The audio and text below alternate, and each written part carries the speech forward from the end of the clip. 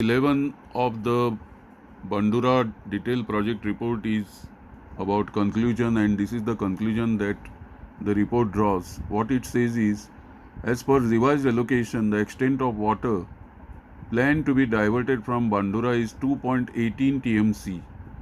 A diversion dam is 10.60 meter high from the bed level of the Nala. Is proposed across Bandura Nala. The extent of storage is restricted to 10 hours, thereby minimizing the forest submergence. A jack well cum pump house is proposed at the foreshore of the diversion dam, and water will be lifted and conveyed through a raising main of MS pipe of 2.60 meter diameter and will deliver directly to Malprabha river. So total submergence under Bandura diversion will be 13.26 hectares, forest land 3.01 hectare. Total forest land diversion under Bandura scheme is 16.27 hectares. The modified proposal is prepared by Karnataka to comply with CWC observation to follow direction given under MWDT award.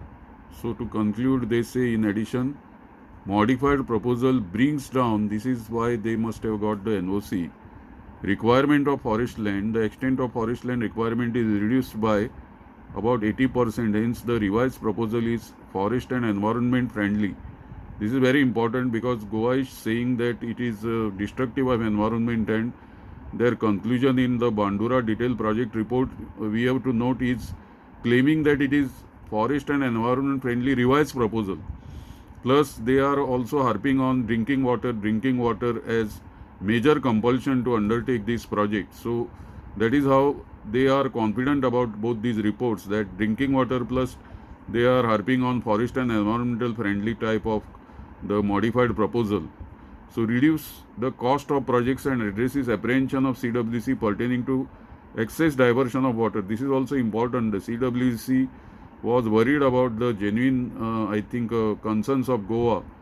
They only admitted when they saw that the modified proposal has less water to be diverted. That is the only compromise we see CWC has made, but they have not understood its overall implications for Goa, where there is not enough water available because of salinity in all the existing river, and Mahadayi is the only interstate river from where we are getting some fresh water, and rest of the Terakol and Shapura we hardly have any hopes there.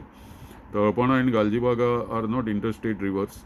So our basically the conclusions are not very encouraging as far as Goa's future water security is concerned, and that is why we should get really worried here about the level of confidence that Karnataka is exhibiting through these detailed project reports. That's why I decided to elaborate on both Kalasa and Bandura detailed project reports, so that the present discussion that is going on without any reference to these detailed project reports could be guided well from the angle of finding out the deficiencies and also the strengths that Goa government has got because of our inability to identify freshwater resources anywhere else except in sanctuary and forest areas of Goa, and only in few rivers, and the major source is Mahadayi river, and even that flow is curtailed. That is our anxiety. Then on one side there is the aggression of the sea from the western part of Goa, and on the eastern part we are going to lose the water that is going to flow, and that they want for Hubli, Dharwad, Kundgold and the villages on the route. This is something that which we have to take into consideration while preparing ourselves for the detailed scientific arguments and countermeasures which are required in the days to come. And there are many lacunae and deficiencies in both the project reports. Like they have not held any public hearing, they are simply claiming that they have held some sort of public participation. So they have also disposed of need to consult Maharashtra and Goa. That is also not very convincing. And so many other weak points I have pointed out in both the reports. So in the last part I will conclude my assessment of both the detailed project reports. and conclude this series also with an expectation that all these 50 parts of this series will perhaps help people to make a better judgment scientifically, objectively, and rationally about what stand is to be taken and how a political, important constitutional solution, political solution at highest level is required, some sort of national resolution that let Mahadayi flow unrestricted through Goa and let not any water be diverted. There has to be a sort of national consensus over the issue. It's not only political consensus in Goa, but national consensus is required, and at the same time, there is also a requirement of interstate, that is, along the Western Ghats, we need to really look at the status of all the western flowing rivers from Gujarat to Kerala, Tamil Nadu, and then have a composite and integrated plan for future of these rivers and their tributaries. Otherwise, it's going to be very tough, as climate change will continue to impact all these areas, and there would be, as speculated, El Nino effect may cause a famine year this year.